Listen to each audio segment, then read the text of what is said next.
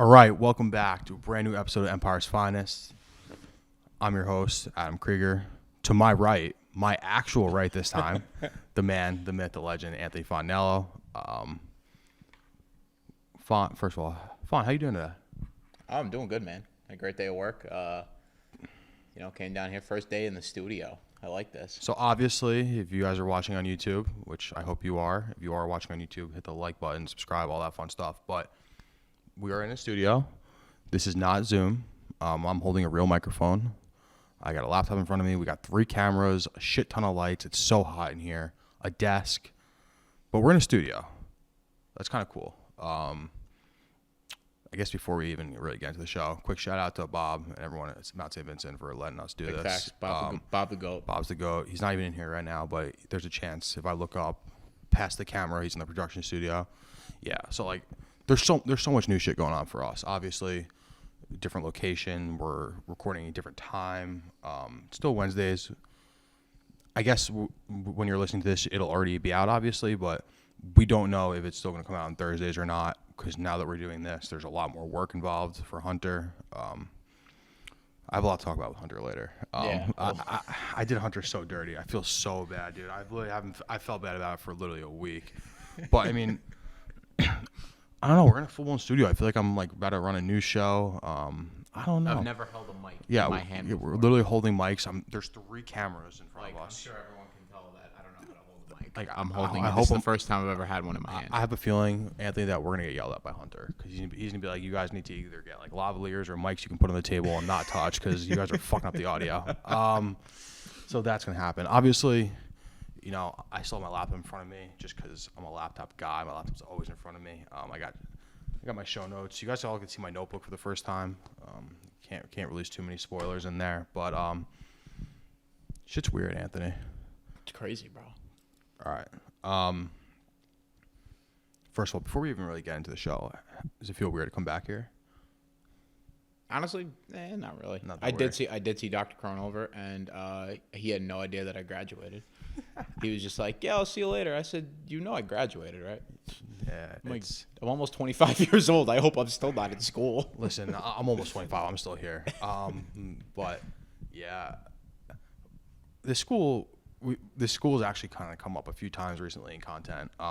Also on That Some Cheese that came out yesterday, Tuesday. If you're listening, someone proposed the idea. Was it you? Was it your idea that we should take over this wrestling program again? It wasn't my idea. It was really Trey's idea. I just kind of talked a little bit about like Mount St. Vincent and the situation with the wrestling program that happened here, and then all of a sudden Trey took it and ran with it. That now he wants to be a D3 head coach. Dude, turn the program. He took it in like ran with it. All right, yeah, I lost my train of thought. Because we're in a studio, there's like so much equipment and shit. I feel like there's so much more I have to keep checking in on, but like. I just gotta make sure. Like, I feel like we have to be talking into the microphones. So make sure. I think we're good. Mental note for later. Talking to the mic. Don't look at the camera. Don't hit my jewel. Which 5 minutes into recording, and so far so good. Yeah, it's obviously so much different. You get to see my, the glorious face, not behind the Zoom camera. Font and I are in person for the first time, other than like a quick 30-second run-in together. That's facts. He gave me ice cream that time. Ice cream truck to the rescue. Real good ice cream. Shout out Jimmy Soft Serve, the best in Westchester, of course. And yeah, so I mean, the plan is that we're gonna keep using the studio.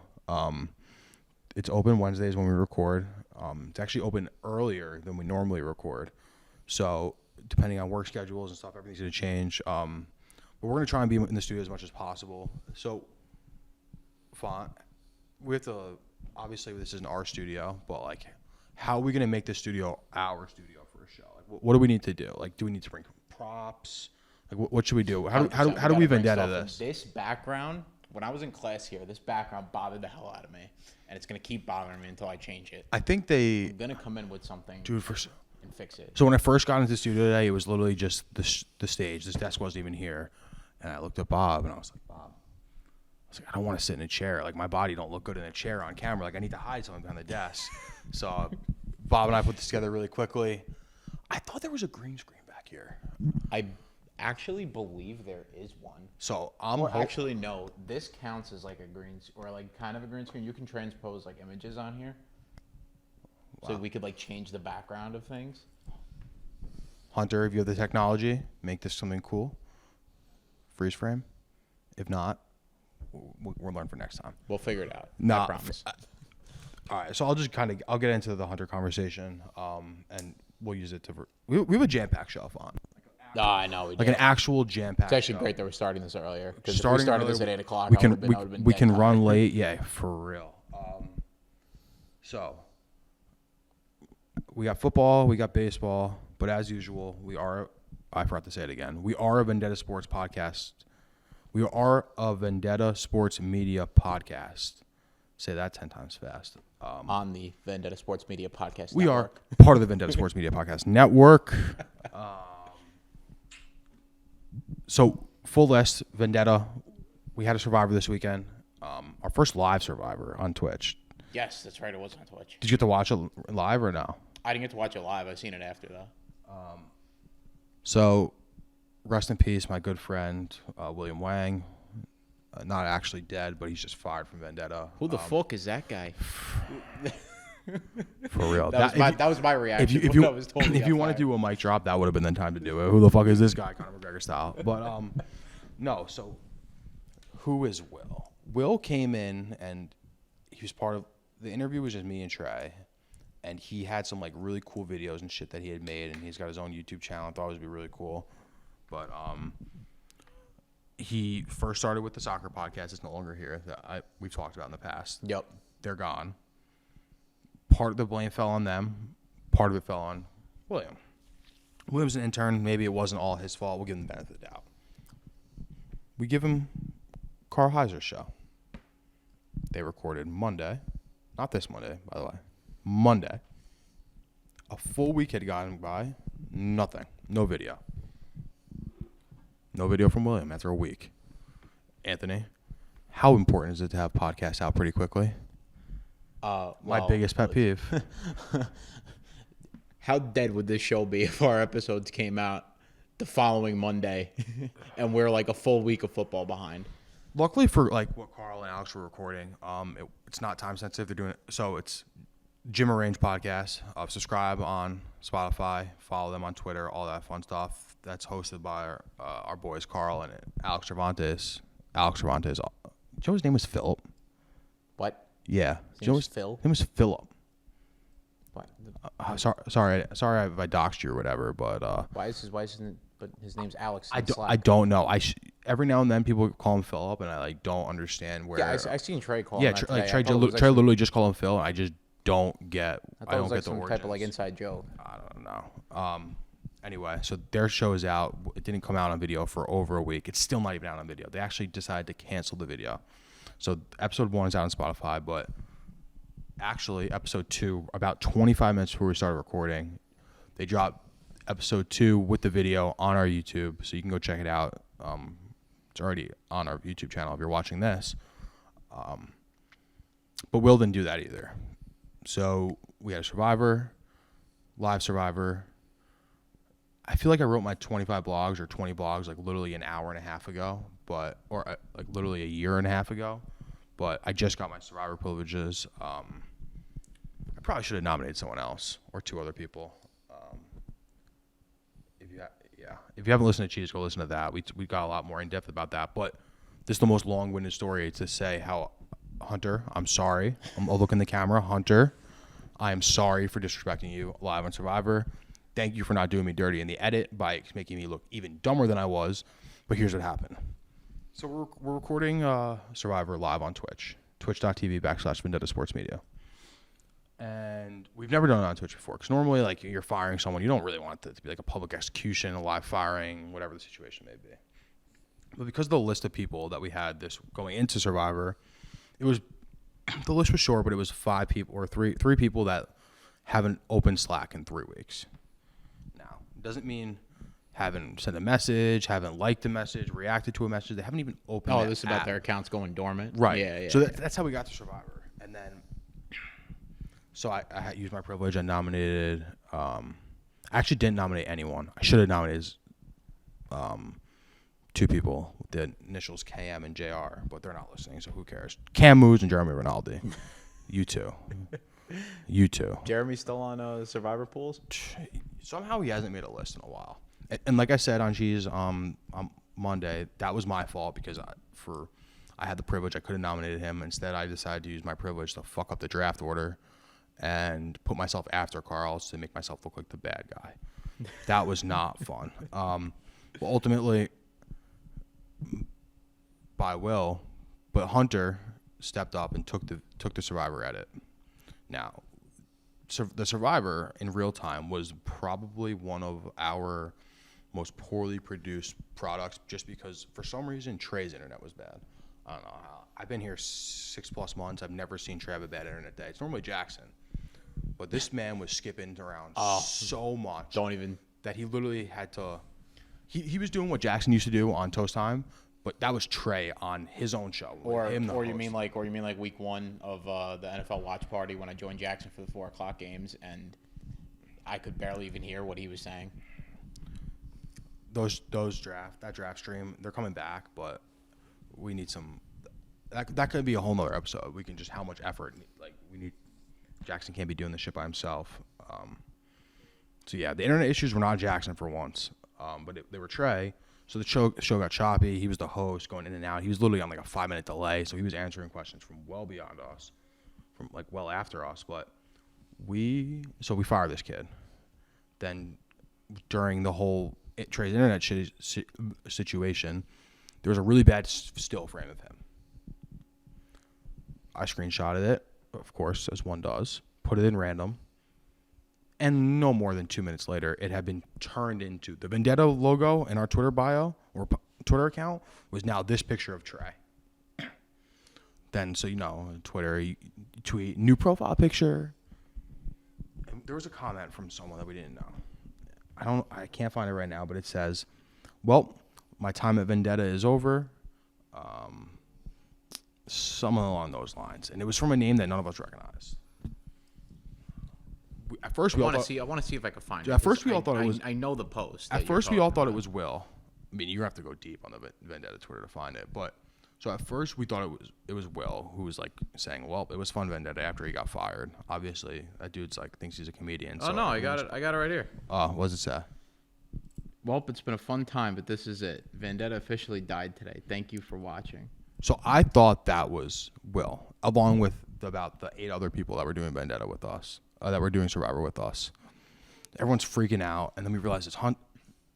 The problem was before we realized it was Hunter. When I clicked on the Twitter account, it was followed by 2 people I knew: Vendetta and Empire's Finest. I was like, "Who the fuck is this guy?" No disrespectful. Who the fuck is this guy? Like mic drop, but. Like, who is this person? Like, why does the show follow him? Anthony runs the show Twitter, but I still like to keep up on Twitter. It's one of my favorite social medias. I was like, who the fuck is this guy? I felt so bad, dude. But so I did that, and then we decided to just literally give him about 500% more work this week. So sorry, Hunter. Sorry. I don't know which camera to look at. I'll look at all of them. Sorry, Hunter. I'll look at all 3 at the same time. I've got 6 eyes. Any other Vendetta stuff? Anything tickle your fancy this week? I don't really. We haven't fired anyone else this week, right? No one else has been fired. Trey's been on like an all-time heater this week. All-time heater. I felt bad. I might have started the revolution before we even know it, but everyone was hyping up football season around Vendetta like it was going to be like the most like intense, like all like 25 posts a day type like setting like it was when I first got here, and I called it war mode. We ain't in war mode, but I might have started the war because now Trey asked for feedback. No one gave Trey feedback, and now it's going to be a nightmare for everyone. Last time this happened, Trey asked for feedback, no one gave it to him. Someone got fired. Well, that was you. All right.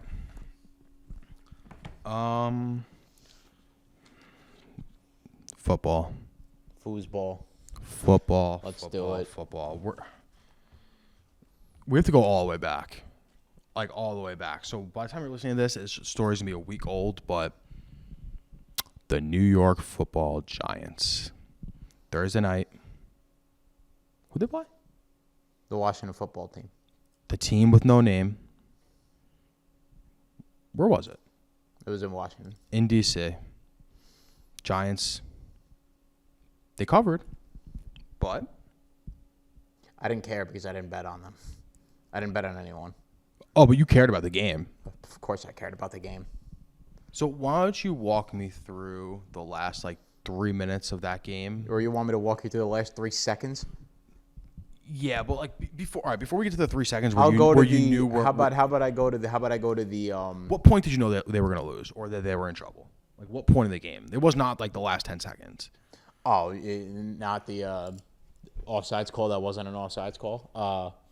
No, it was not that game. We'll talk about that after. It was so with a minute left, right? Okay, when I knew we were gonna lose was or I had a really bad feeling we were gonna lose. It was about a minute left after James Bradbury's interception, where Taylor Heineke for some reason decided to throw the ball when the football team had the lead with about a minute left to go on third down. Bradbury made a play on the ball, picked it off. I forgot about that. And we shouldn't even have been where we are. They should just. no. Sorry, not the Redskins. There was about a minute 30 left at this point. The Giants decide to run the ball up the middle 3 times, and don't get a first down, and then you have to kick a field goal. Elite play calling. Elite. Jason Garrett's an absolute idiot. Surprised he hasn't been fired yet.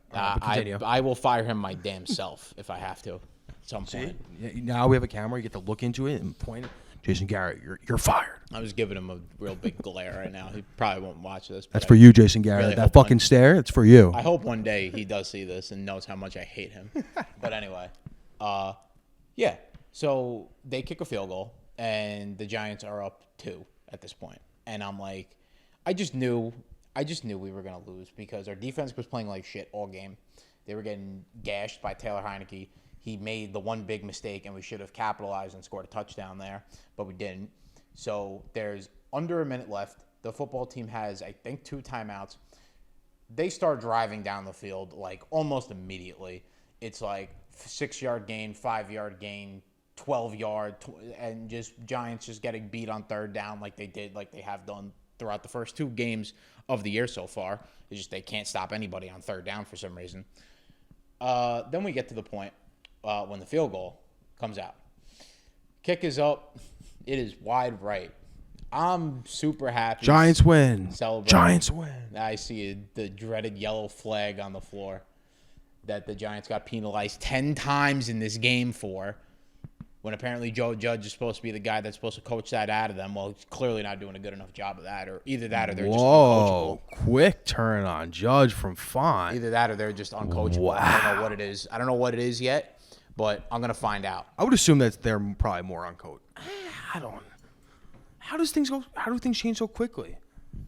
Because they're idiots. They're idiots. Especially the offensive line is retarded. The defense guy was getting called for terrible penalties all game.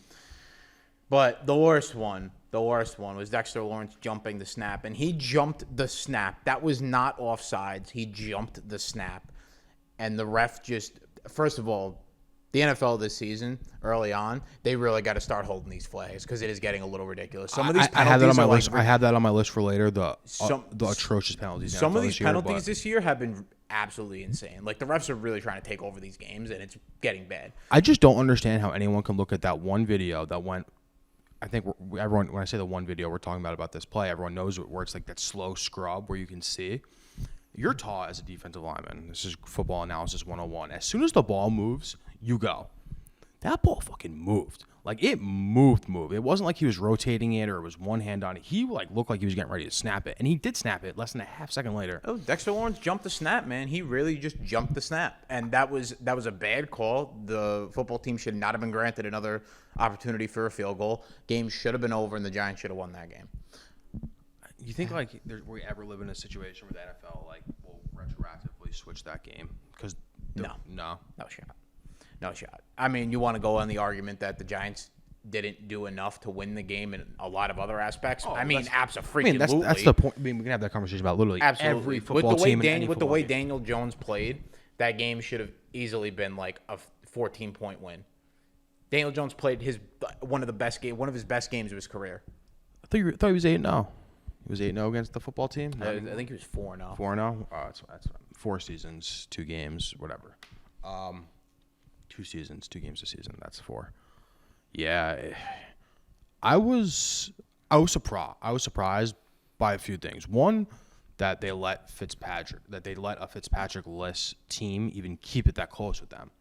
I'm pretty sure, like, as we were recording, I like blurted out the under.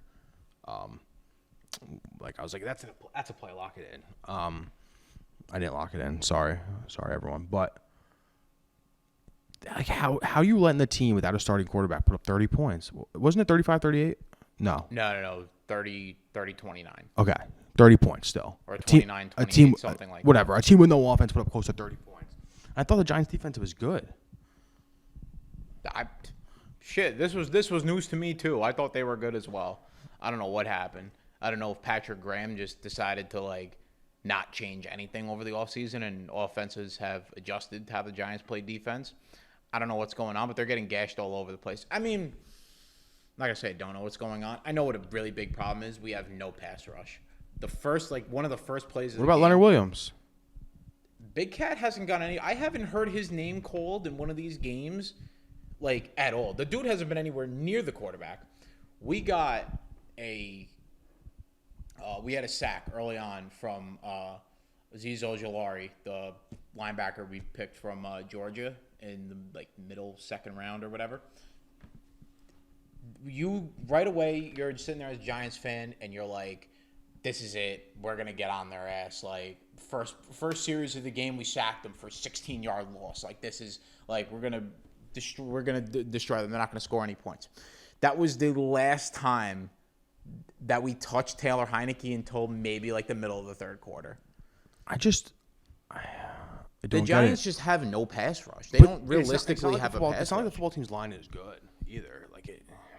I don't know. No, it's not great, but we just don't have a pass rush. We haven't drafted pass rushers in forever, it seems like. I mean, just get the Jets washed up ones. Yeah, just get literally Leonard Williams. It might as well be he's like almost the best defensive end in the league because he almost gets a sack, but he never does. He's like always a step too late, a split second too late. It's really almost funny. Like if you're not a Giants fan, it's pretty funny. Like how much he actually almost gets there, but never actually gets the sack. Just like Evan Ingram almost catches the ball. Same idea. I'm so happy I haven't seen Evan Ingram on the field. Yeah, but does he not play anymore? Does he not exist? He hurt his calf in the last preseason game, and I believe he might be playing this week though. Joe Judge tried to erase him from the face of the earth, and he came back, unfortunately. So there was one positive that came from the Giants game. Yeah, actually 2. Sorry, Giants covered. That started our weeks out. Yeah, started our weeks out 1-0. I did pick them, so that did start out a good. Started our Thursdays better than we started last week. And Font made a video. What kind of video, Font? It was a video of me taking my Giants hoodie and throwing it in the garbage. I don't know. And then stepping on it. Viral is like a interesting term. Baby viral. Baby viral. Yes. I call it baby viral. Anything over 500, I will consider baby viral. We'll call that baby viral. Or like anything more than your follower count. Well, that was like almost triple my follower count. Yeah, I mean, when I got views on that. We video. don't pull numbers like that. But you know who posted that video? Like who from? Like who took it and put it on the Vendetta Instagram? I assumed it was. On the Twitter. The Twitter. I thought it was Trey. It was Trey. Okay, yeah, that's what I thought. You have a big social team. But yeah, no. So Trey put it on Twitter. Racked up a quick 1,000 views. Like if you're watching, did you put that on YouTube or no? Not yet. No, we didn't put it on YouTube. It was just Twitter video because Trey wanted me to do an emergency press conference, and I'm not gonna lie, I was so infuriated and like just I like couldn't even get it within my. Also, Thursday Night Football, the game ended like close to midnight. With the level of angry that I was, I couldn't just open my computer and do an emergency press Yeah, conference. but that level of air, you weren't going to bed either. I You wouldn't weren't have sleeping at night. I wouldn't have ended up going to bed if I just blew up. And also, my parents or everyone's sleeping upstairs. You know, I live in the basement. Everyone forgets that we all like secretly, not even secretly, we all live at home, and like every time I record, I gotta like put out 5 alerts in my family group chat. Please be quiet. There's a live microphone. Yeah, we don't all have like the complete freedom. Like we're not all in studios. Oh, like today would be great if there was like something for me to freak out about right now. It would be great because we literally could say whatever we could say whatever the fuck we want. I'm whispering into a microphone. All right. Speaking of whispering into a microphone, last thing on Cheese, and we'll move into the Jets and the rest of the show. But there was like a really like comically funny moment. We were talking about how orthodontists are so rich. Do you know how orthodontists get so rich? How do they get so rich? Because they like keep their office, and basically all their patients come to their house, so they get to write off everything in their house as a business expense. Again, I'll look in the camera again. I am not an accountant. I don't know anything about numbers, but I'm just using my guess, my brain, and Twitter. Anyway, so they get to write off like their electricity, like their mortgage, all that stuff. So I was telling Trey that we should, instead of looking for an office in Vegas, he should look for a house in Vegas. And Courtney, she gets all quiet. She goes, "Is this legal?" It's like, yes, I don't know if it's legal. First of all, actually, I probably should have said that. I'm pretty sure it's just called smart taxes, but it's just funny. Like whenever, even I just whisper into a microphone, but ASMR, the Vendetta edition. Whoa, that's a great idea. Hunter, make this a separate clip. See if ASMR can get us to go viral. Soft noises. I think keyboard clown sounds are ASMR too. All right. We can get off the rails pretty quickly now that we're in person. All right. We're called Empire's Finest. So I got to talk about the New York sports teams, including my New York Jets. We were so high on Zach Wilson after week 1. So high. And you mean our starting QB2 in our auction league at Vendetta? Our quarterback 2. He's also coincidentally quarterback 2 on my personal fantasy team, which is I forgot that he was on our Vendetta team. But not 1, not 2, not 3, but 4. 1, 2, 3, 4. 4 interceptions in one game. At one point, you have 4 completions and 4 interceptions. I thought he was the future. Actually, I thought he was the future because I got my hopes up after 1 week and everyone was just telling me how good he looks and how his arm and all that fun stuff. But I always knew it. You can go back in Empire's Finest and even Creek's corner back in the day. Like, there is no way. I told you, like, Zach Wilson ain't going to work out in New York. It's not his fault. It's not Robert Saleh's fault. It's the Jets' fault. Just because if you're a Jets quarterback, you get the shit end of the stick. We've seen it with Sammy D. Oh man, look at Sammy D now. Starting out 2-0, most likely it's gonna be 3-0 tonight when you're listening. They have the Texans, so I can see them. I'm gonna talk about that game later on. So we'll. That's one of your lines. It's one of your games. Honestly, I wasn't gonna. It's not gonna be included, but I did want to talk about that game because I got a gut feeling. I got to talk about my gut feelings on the show. Wow. All right, we'll get to that with the gambling stuff, but just like. I know it's the Jets, and he has no help, and he's no offensive line, and he's not in the best situation. But, like, eventually, Zach, like, please just don't throw it to someone else. Throw it to the sideline. Get it out of bounds. The worst part about these Jet games when the Jets are really, really bad is that since we live in the New York area and I currently don't have, like, NFL Sunday Ticket or Red Zone right now, I normally leech it off of somebody, but they were watching it at this time, so I couldn't use it. I'm stuck with the only game in the New York market is the New York Jets, and I'm just watching Zach Wilson throw 4 picks. And I thought we were going to get our ass kicked in that fantasy game. I was like, oh, great. Zach Wilson throwing 4 picks. Josh Allen wasn't doing shit. Trey's team actually was kind of going off too. All right, so do it now. We're on Cheese. We were about to beat him in fantasy, but DeAndre Swift hadn't played. We recorded Monday before Monday Night Football. And I was like, I won't talk too soon until the game's over. And B, As much as it's called Team Empire's Finest, Anthony did the draft and did everything, and we beat Trey, the self-proclaimed auction draft king. My first year in his own league. My first auction draft ever. Font, you have a message for Trey? I just kicked your ass. 316. Suck it. No, but seriously, I was so happy that I beat Trey only because of how much shit that he's talked for like a year. I'm not even saying to me. Like, he hasn't even really talked shit to me, just in general. When we were talking about, okay, next year we're going to do the auction draft again, blah, blah, blah. Last year, apparently, Trey had, like, not much competition and kind of breezed through the league. But it's going to be a different story this year because my team is solid, and I just couldn't wait. I just couldn't wait to play Trey, and sure enough, play him week 2. And I only beat him. I think we won by 20. That really ain't that close. It was like 114 to 93.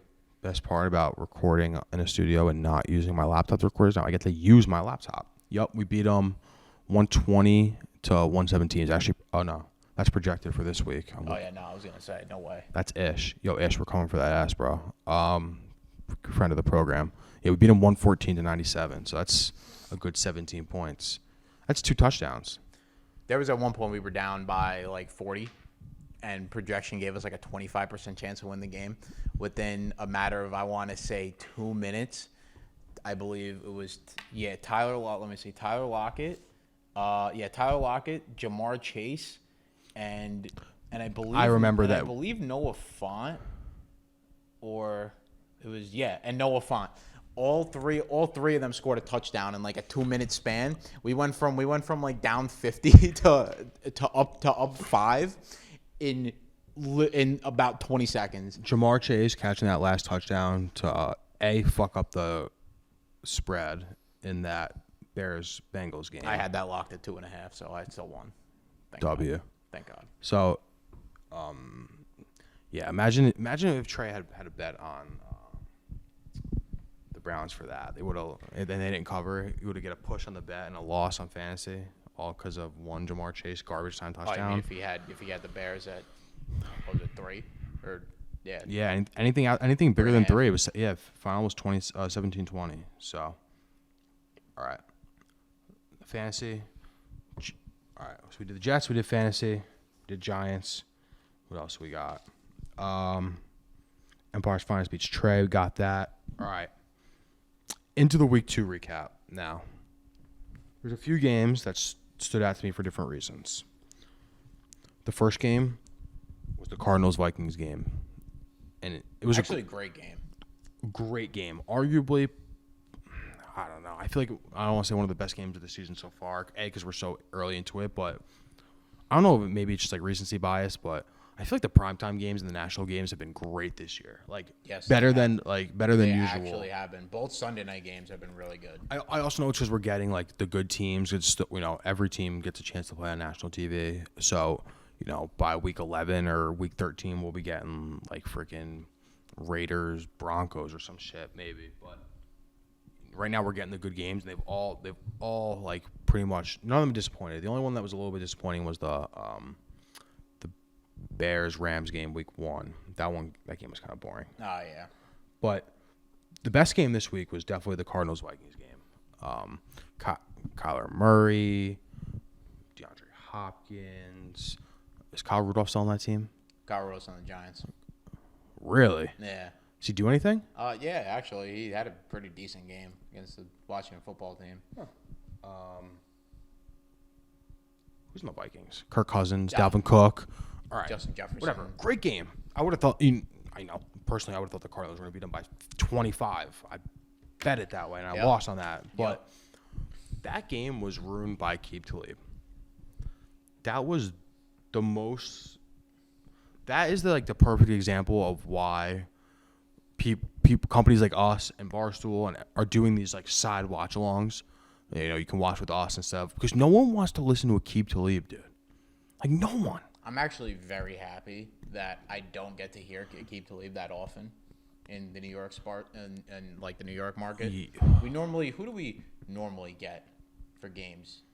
Well, I know we normally get Joe Buck when it's on Fox. Right. We'll get Buck and Aikman for the 425 games. The 1 o'clock games we get. Oh my God. I don't even know, to be honest. I feel like it changed Wanted to every say week. Bob Papa, but he does radio. Anyway, We get it. Akib Talib is not. We get good guys. He is the type of guy when he's talking, you put your TV on mute for, and that's saying something when he's next to Gus Johnson. I didn't realize this when we were recording Cheese, but that was Gus Johnson's first NFL game in a long time. I forgot about that. He's just been doing college, but so Goat announcer Gus Johnson. GOAT I love Gus Johnson. over Buck. Over Buck? Yeah, I'm not a fan of Buck. Do you not like Buck because you think he hates the Yankees? Yes. I think most of the national announcers hate the Yankees. Everyone hates the Yankees, dude.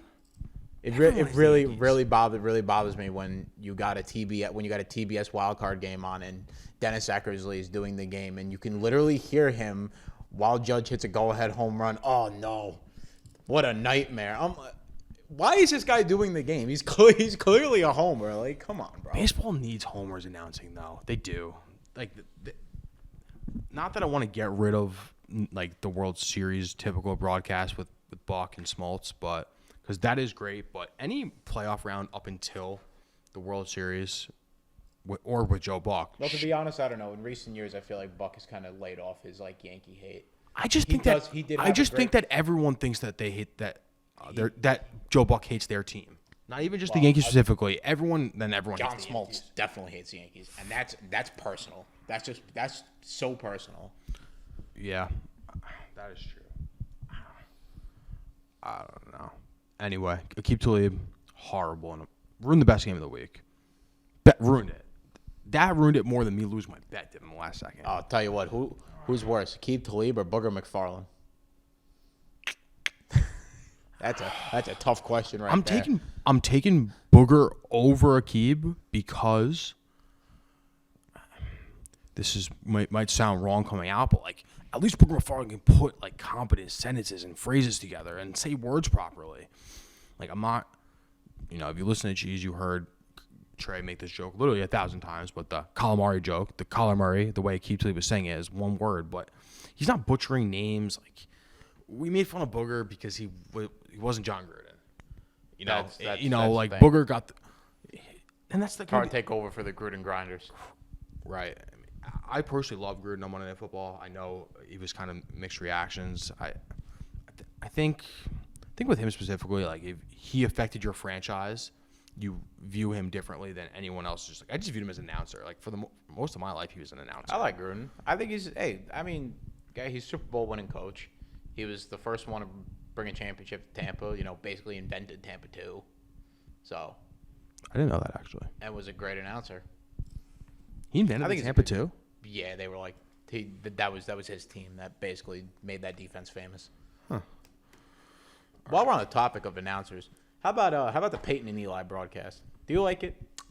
I personally, I don't know. Maybe it's just because I love the Manning family. Because you love it. One of them played for my team and won me Super Bowls. But yeah, I think it's great. I think that they are, first of all, like not even having anything to do with that. I think Eli and Peyton are two of like the most awkwardly funny guys. I think if you took Eli and put him by himself, no, of course, no, it would be atrocious. Wouldn't work. If you put Peyton by himself, it'd be incredible. I don't understand why ESPN is putting this on ESPN2, not behind ESPN Plus, because especially after the buzz they got, week 1, how well the broadcast went, I figured they'd put it behind ESPN Plus, make people pay for it. But I'm actually so happy it's not on ESPN. I'm more surprised that ESPN is even letting him do it, because he's just essentially getting a tryout to be a better version of Tony Romo, and ESPN has not been able to fulfill these big contracts. I mean, we've seen a lot of people walk. They've had an interesting few years over there in Bristol, but they're not. Peyton's going to get a lot of money to go in the booth. I don't see ESPN giving it to him, so why are you gonna let? I guess I'm thinking of it more as like a sports team where like you don't want to like boost up your guys before you let them go, but if ESPN's smart, they lock him up quickly, and they just move him to the main booth and put Eli with a bunch of other rotating people. Or I would say probably would be maybe do it for this season. You give Peyton the Monday Night Football job, and then Eli. I mean, Eli probably wouldn't be doing the games then.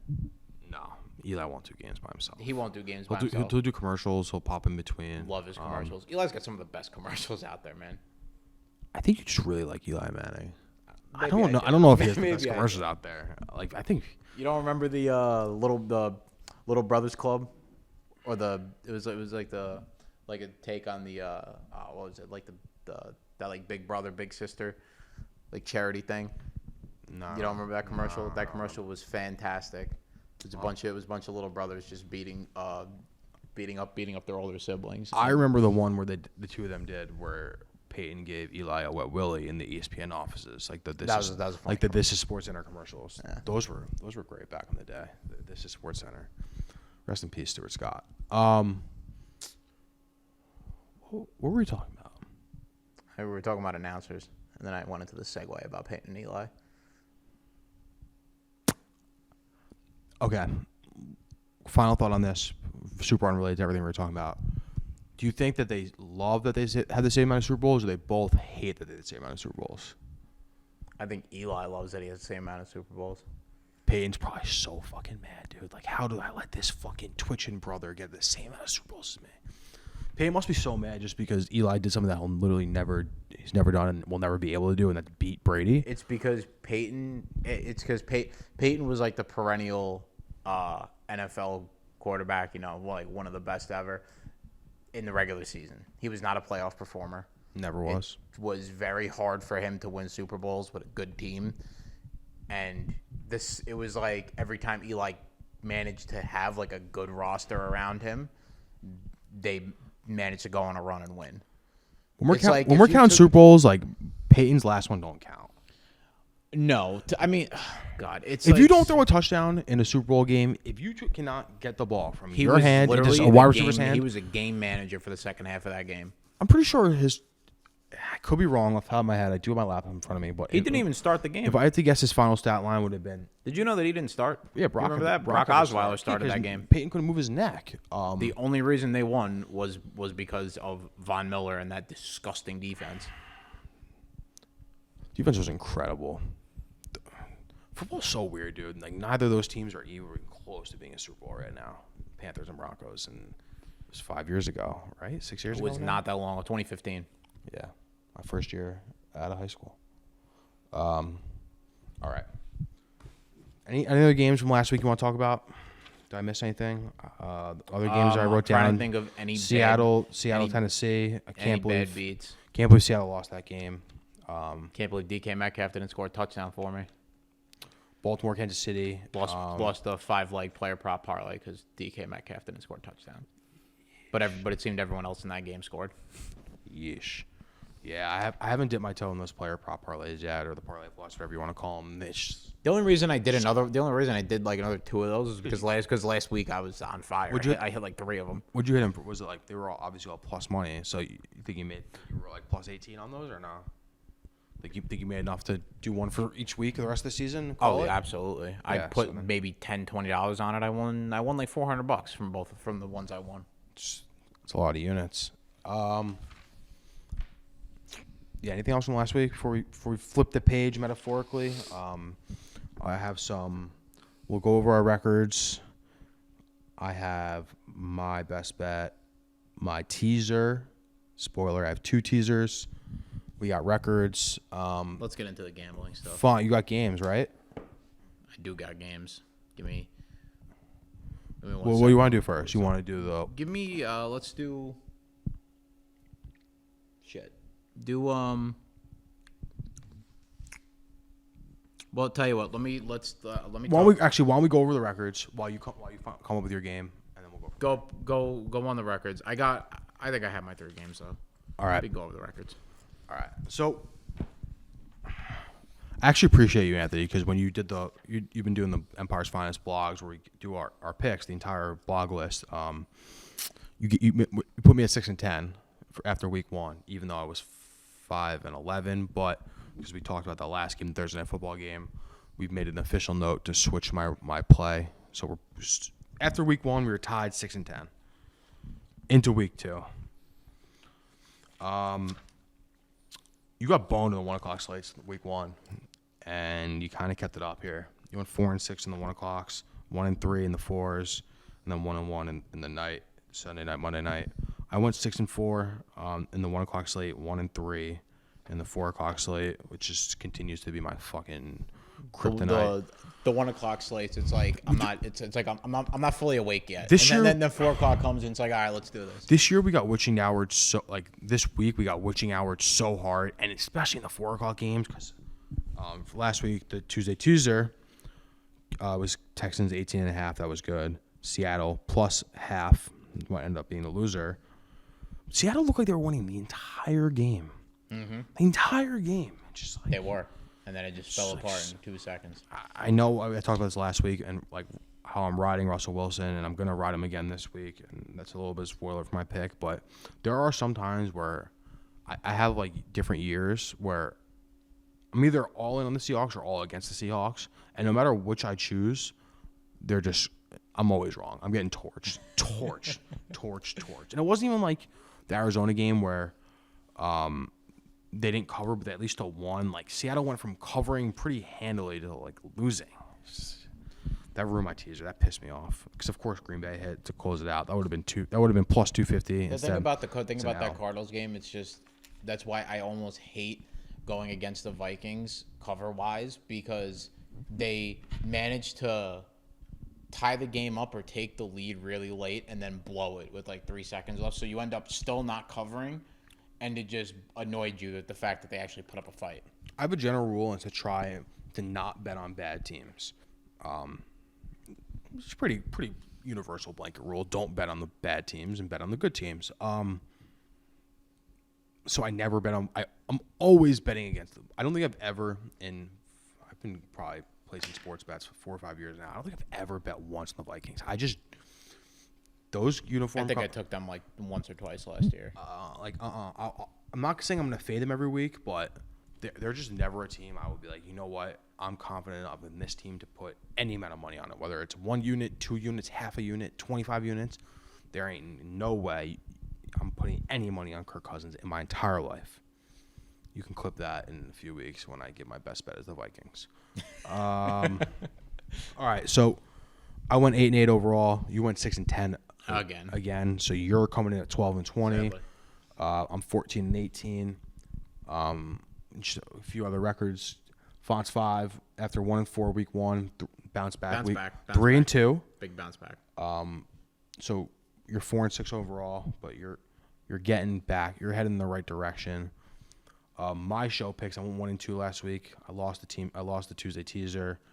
So my overall record on the show is 3-3. Teaser record's 0-1. So I'm tracking my own units this year in this little handy-dandy notebook. And after week 2, I am minus 1.3 units. So I guess for those who don't know, the way that you bet on sports gambling is you get a line. There's points. You can pick spreads, money line, total. Spread is with the Vegas line, so -7, +7, etc. The way I explain that to people who don't know what it is, like whatever the numbers are, when the game starts, that's the score. So if the Giants are +7, the score when the game kicks off is Giants 7, other team nothing, and you play the rest from there. But if you bet on a spread, there's what's called juice or whatever you want to call it. I think it's what do you call it? You call it juice? Yeah, I just call it juice. I call it juice. I think it's a regional thing. We call it juice up here. Anyway, so anything with the spreads or over under, anything that's like essentially what Vegas deems like a 50-50 chance, the lines are -110, -115, etc. So what that means is if the line's -110, you need to risk $100 to win 100. So that means if you go to Vegas, I want to bet $100 on Giants +7. The odds are -110. I bring $110 to the cashier. They give me a ticket. When that ticket wins, I get $210 back. Common misconception. You'd be surprised. People think like that So why would you give them 110? You only get 100 back. Yeah, not gonna lie. When I was in like 7th grade and I didn't know anything about sports gambling, I swear to everything, that's what I first thought. I would hope you knew nothing about sports gambling in 7th grade. I would hope. Well, I know. We grew up near a casino and a horse track. The second I got to freshman year, I put a It's the Fontanello. put a bet in with a kid walking around taking bets on the Mayweather Canelo fight. Did you win? My freshman, hell yeah, I won. Putting money on Mayweather. I bet you if you lost that, the rest of your life would be different. You probably would have never bet on another sport game again. That was the. That was it. That was it. That's how That was it. everyone's got one story like that. Thank you, Stephen Adler. You have have started my gambling. You started my gambling addiction. In responsibly. Freshman year, responsibly. Responsibly. You don't know it yet. Responsibly, of course. All right, those are our records. We're closing the book on week 2. Book closed. On to week 3. Font. Let's do it. Give me lines you don't get. Give me some games that stand out to you. What do you got for me? First off, this is not going to be included in my 3 that I'm going to give on the show, but I did actually want to talk about this Thursday night game with the Texans and the Panthers because this is going to be officially the first time where I actually don't give a crap about how much the public is on the Panthers in this game. Oh, I forgot something. Okay, go. Finish. The 80% of the bets are going on the Panthers. 86% of the money is on the Panthers right now. I know that normally sounds like the kiss of death, but no Tyrod Taylor. The Texans already stated that they are not turning to Deshaun Watson.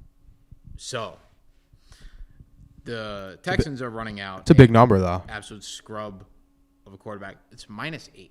Davis Mills. It's a big number, though. -8 ain't that bad. It is a big number. I know. I'm just thinking of the same team that played the Jets week 1 that I thought the line was a joke, that was under a touchdown facing the Jets. Now you're facing arguably the only team that has a worse outlook than the Jets historically, and specifically this year. I don't get how this number isn't over at least 10. I don't get it. But 80, what'd you say? 80% of the money? 80% of the money. No, 86% of the money. 80% of all bets. Last week when I went with that strategy and for the symbol 6 with Carl, I was wrong. Like 95% of the money was on Cincy in that, and yeah, they won. I thought I took Indiana like a square. We're not like a square, trying to be a sharp. But that was my point. Is you got the Action app and you feel like it's everything is like, yo, I'm telling you, the sharp money's here. We got to go this way. Sharp money. Yeah, that the public, the fade. I'll tell you right now, that betrayed me Monday night. I'm sitting there Monday night and I'm thinking of who I want to bet on. I didn't want to take the spread because I'm like, I don't like double-digit spreads. I hate double-digit spreads. Let me go look at the total. There was like 70% of the bets were on the over. A bunch of sharp money was going on the under. And I said, this one time I'll make the exception, bet on the under. Now everyone knows that the under was literally obliterated by early third quarter, Very quickly. which is why I will never ever bet the under ever again. Life is too short to bet the under. Looked in the camera and said that I like it. We're getting used to the studio.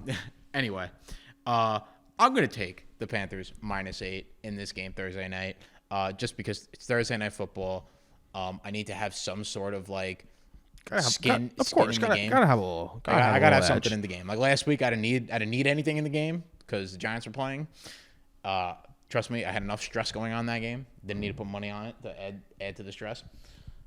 But -110 for -8. I mean, I don't know if you want to buy a point here. Honestly, I probably wouldn't even bother. I think the Panthers are actually good. I think they are a very decently good team.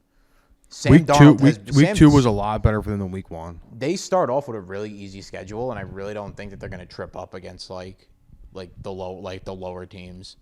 Obviously, when they go and start playing their division games, like when they have to play, when they got to play the Bucs twice. Although them beating the crap out of the Saints was very surprising to me. Beat them bad. That was very surprising to me. I thought.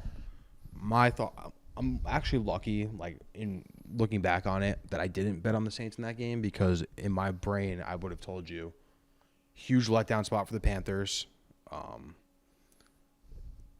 I guess it would have been a letdown spot for the Saints too, because they just had a nice win week 1 against the Packers. I don't know. I mean, Jameis found his level. Water always finds its level.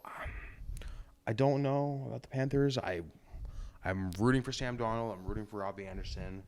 I don't know. You might as well just go buy a Panthers jersey this year. They're the X. You might just right on the front X Jets. They don't even need to be the Panthers. They just need to rename themselves like the Adam Gase, like the freedom fighters, some shit like that. Like they escaped the notorious Gase of hell. Actually, like shit's brutal. Cardinals. That game is in one of my teasers. The Panthers game. Kind of big number, especially when I say big number, obviously normally a big number in football is anything over 14, makes it 2 scores, makes it like a big number. But I usually think of big number as anything over 7, to where like you're not going to be able to make that up in one score in a conventional way. Fair enough. Like 9. Yeah. Hate 9. 10 actually isn't that bad to me, but 9, I hate. 9 is a bad number in my opinion. Is it? I think so. I hate the number 9. You buy it or you just ignore it? I normally just ignore it altogether, or if I really feel good about the team, I'll buy the point down, because there's no way I could sit there and take 9. I hate 9. I think I hate buying points more than I hate the 9. I normally only buy points if it's like if I'm putting it in a parlay. True. That way it really doesn't. It don't do much. Doesn't bother me too much. Well, it doesn't affect the payout all that much either. All right. Any other games you got this week? Oh, absolutely. All right. So now on to my 3. We'll just rattle these off here. KC -6.5 in Kansas City. They just had probably one of the worst losses, I would say, in Pat Mahomes' career in terms of just like driving down the field, about to win the game, fumbling the ball, losing the game. I was shocked that if you were going to tell me Lamar versus Mahomes, Lamar was the winner in 2021. I thought Lamar Jackson would never beat this guy, especially with all the injuries that the Ravens have. I didn't guess think he beat that him when was it doesn't happening. really matter, but yeah. I didn't think that was happening. But Kansas City's taking on the Chargers. Chargers just had a bad loss against the Cowboys. You could say the Chargers are going to come into Kansas City fired up. Yeah, I don't know about that. I think Kansas City's going to come back home looking to put a hurting on a division opponent. I think 6.5 is a great number, and I know KC is really bad at covering, but I think this is the game that they cover by a lot. I think this is a double-digit blowout. I'll reserve my judgment for later. Another game I like a lot. We're going to go Tennessee at home, -5.5 against Indianapolis Colts. The Colts, kid you not, I thought the Colts were going to be a lot better than what they are. They've really disappointed me. 0-2. They've really disappointed me. And Should have won last week. They were up I think they were up 14. At least they were up at least 10 before they lost. They played the Rams, right? Yeah, they did play the Rams. I know they were coming. They came back. They came like all the way back. They were down. They were down like 10 or something in like the first quarter, first half. But they came all the way back, and then just the bottom fell out from under them. Carson Wentz, don't know if he's going to even play, or if he does, how effective he'll be, because he hurt both his ankles. I mean, I've heard of people hurting their ankles. Never heard of somebody hurting both. I totally both forgot their about that. ankles. Yeah, you're right. Never heard about that. I think at 5.5, that's a great number for the Titans.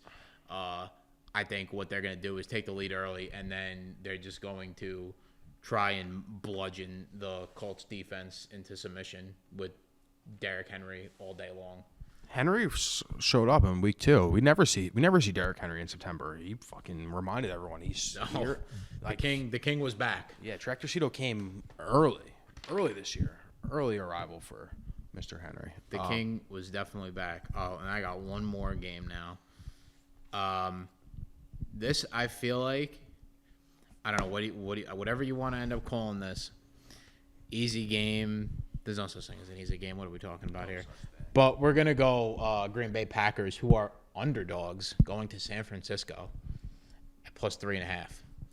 So last time we played this game, lines I don't understand. I don't get this line. I don't get it. I don't get how Packers are underdogs, even though the Packers haven't played well and they've had a really bad loss and then like an okay-ish win. Like the scoreboard was lying about their the game this week was a lot closer than the scoreboard indicated for the most part, but like I don't get how Aaron Rodgers is ever going to be an underdog. I don't understand. It's especially to a team that has that's Jimmy that's Garoppolo or Trey Lance. That's why I love this game. That's why I love this game, because when else are you going to find Aaron Rodgers as an underdog? And he got he got like that bad game out of him already week 1.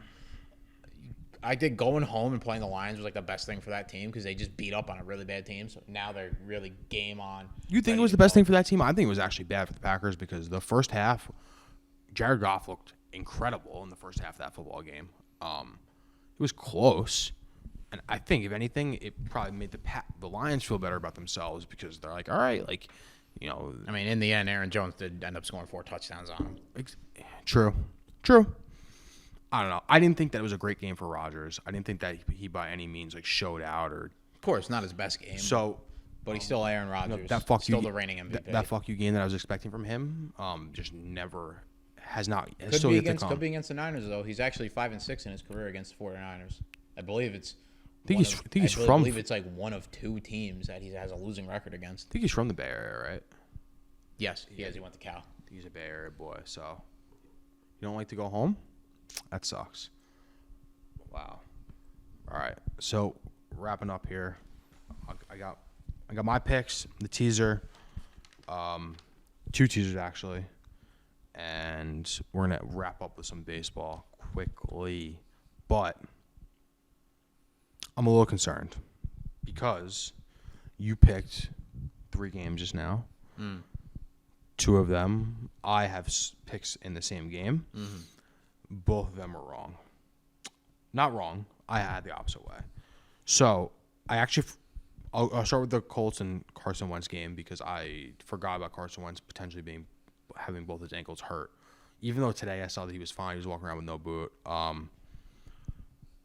Give me the Colts. I think the Titans are the fraudiest of frauds. Really? You think Titans are frauds? I got burned by them last week. I will probably get burned by them again. But Colts are a good football team. They've very much been disappointing this year. I know the horse fans, all the indie people were expecting big things from them, especially with Carson Wentz coming. No one was really envisioning no one to start, but this team is too good to fail repeatedly, I think. And it's kind of regardless of Carson Wentz. Obviously, if he's hurt, then the game changes so much. And even though I don't think he's the most important part of that team, I will no longer bet on that team. But I don't know. Titans are on fraud alert. Last week fucking sucked. They literally stole money right out of my heart. That was annoying. Yeah, so I'm just going to try and keep chasing Tennessee the right way I want to. So I'm going to fade them all year probably. I don't know. I lost last week. So Colts +5, but that is pending what happens what happens with Carson Wentz. I have a 4th pick, so if for some reason he doesn't play, then I'll switch that out. I love the Chargers this week, Anthony. You like the Chargers? I love the Chargers this week. And me and Adam are going on opposite sides here. I like it that way. I'd rather one of us win than both of us lose. I'm so scared about it too that I'm like so in love with the Chargers this week that I'm scared because like Alabama. Actually, they're not like Alabama. I'll tell you why. The Chiefs don't cover, and when the spread is close enough, like last week where it was within 3 points, they rather lose than cover. Like, they had a chance to win and cover, but instead, Mahomes, Reed, like, nah, we'll just lose so we don't have to cover for these people. Chiefs win. Don't get me wrong. Justin Herbert, still electric. Division game. Everyone has high expectations for the Chargers this year. Give me... It's at 6.5 right now. In a perfect world, I see this getting bet enough where it gets to 7.5 or 8. Yeah, which is why I'm definitely locking the line now at 6.5. If it goes any higher than 7, I won't. I don't like it no more. 100%. Speaking of which, while you keep giving your breakdown, I'm actually gonna lock this in right now. Lock it in right now. Yeah. So charge 6.5 is the lowest amount I'll take. I won't take 6. 6.5 and up. Give me the Chargers. God, I'm so scared betting against the Chiefs and Patrick Mahomes. So scared. And then my last pick for if the Colts do not have Carson Wentz. Give me the Bills minus 7.5 against the football team. Football team high up. Listen, nobody circles the wagons like the Buffalo Bills. Facts. Bills are playing at home. They disappointed the fans against Pittsburgh in week 1. If you don't think the people in Orchard Park, New York, are going to be insane, this team is 1-1. They're not 0-1 again. This is not the. Even though they thought they were maybe getting the old Bills of the past in week 1, this ain't that. This team is very much a real AFC Super Bowl contender, a threat to make the game. Give me the Bills. 7.5.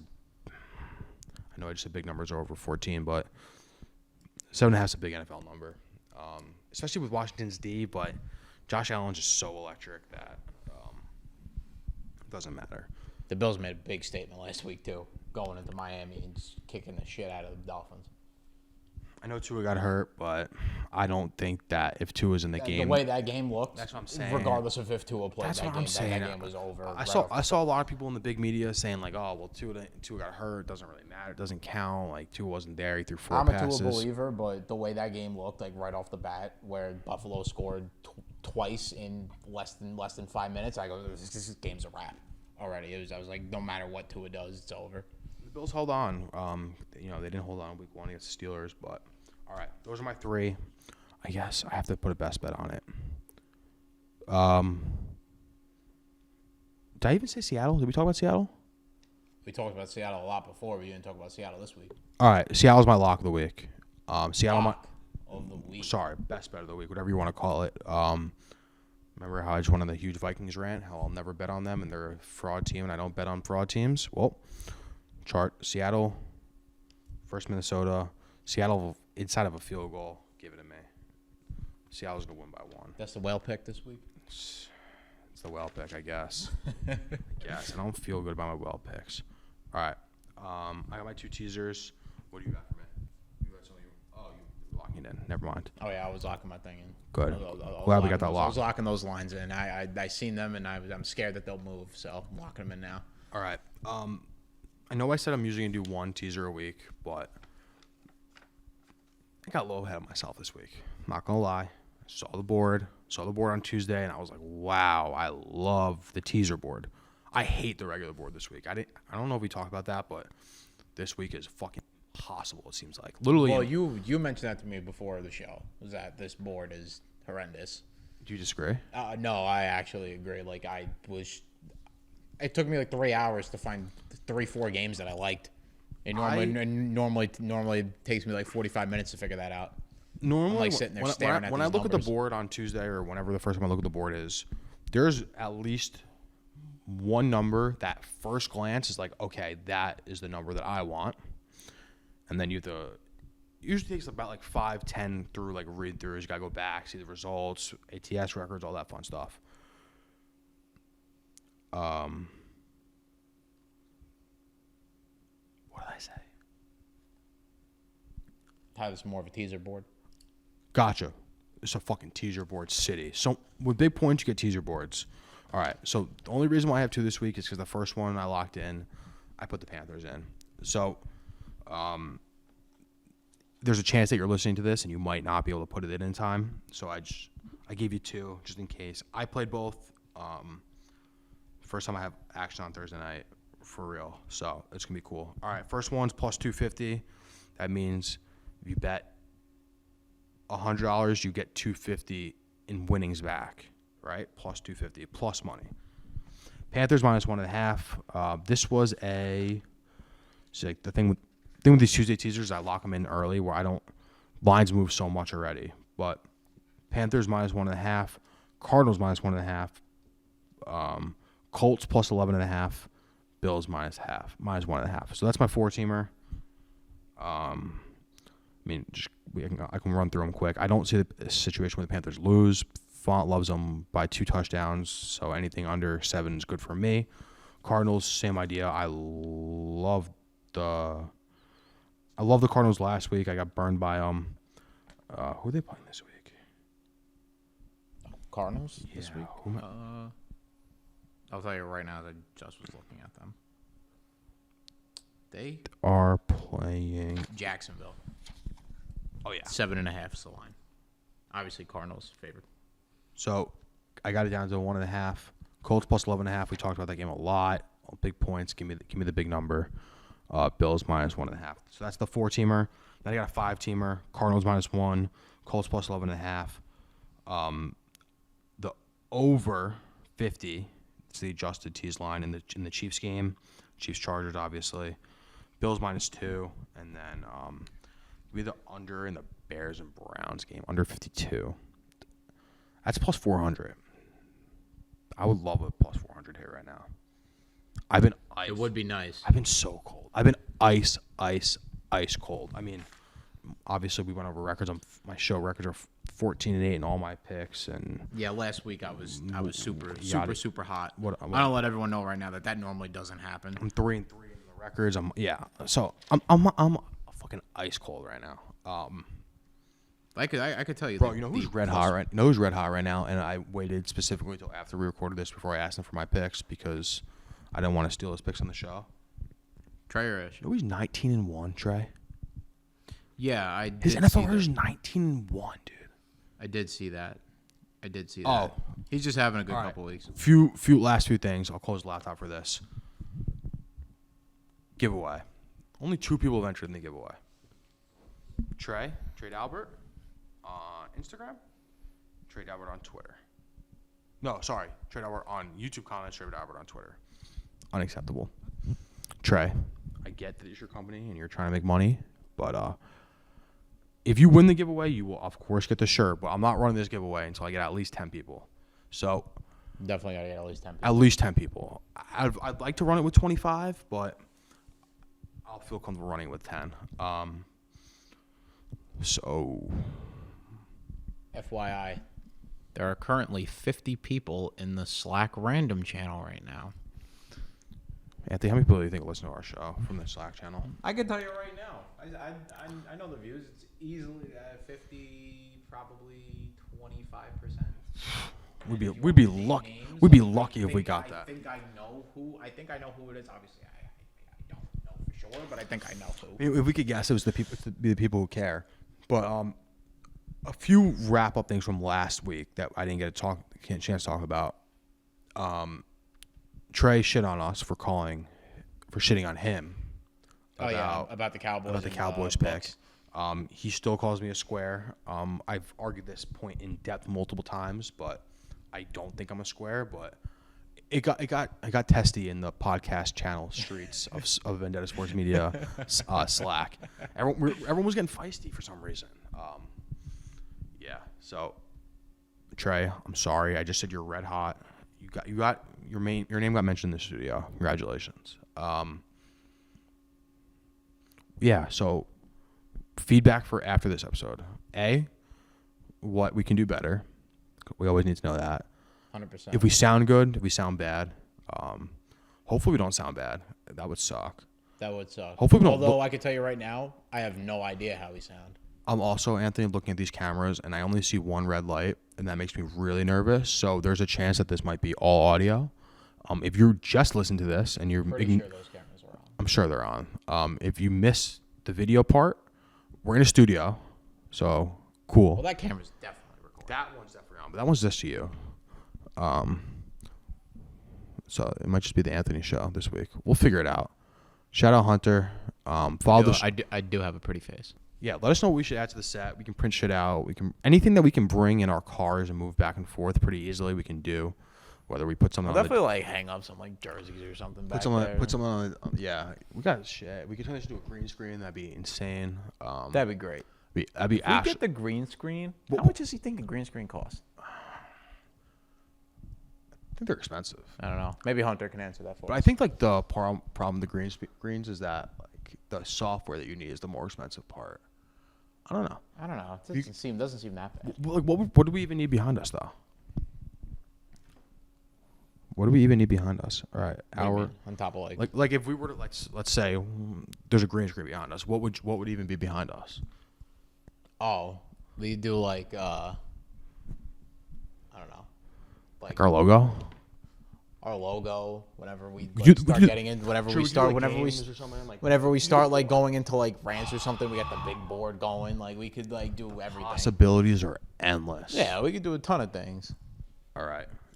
Anything else, Font? For now, got nothing. All right, everyone. That's going to do it. Thank you for listening. That's going to do it for this week's episode of Empire's Finest. What was this, 13? Oh boy. Got to be 13. We'll go with 13. Something like that. You'll know when And it's if we're posted. wrong, Hunter will yell at us that we forgot that we messed up the episode number I again. know, dude. Like, I feel like Hunter was like my wife or girlfriend or something. Like, you missed the anniversary. Like, how are you going to know? 10 episodes is a lot. So I think it's 13. If not, it's NFL Week 3. Make sure you follow the Twitter at Empire's Finest. Finest in the one in the Empire. Empire's Finest on Instagram. The one is in the finest. Myself at Adam Krieger 1997 at ant_font1. There you go. Thank you again, College of St. Vincent. Letting us use everything. Beautiful studio, great mics, cool cameras, and we'll see you next time. Stay classy.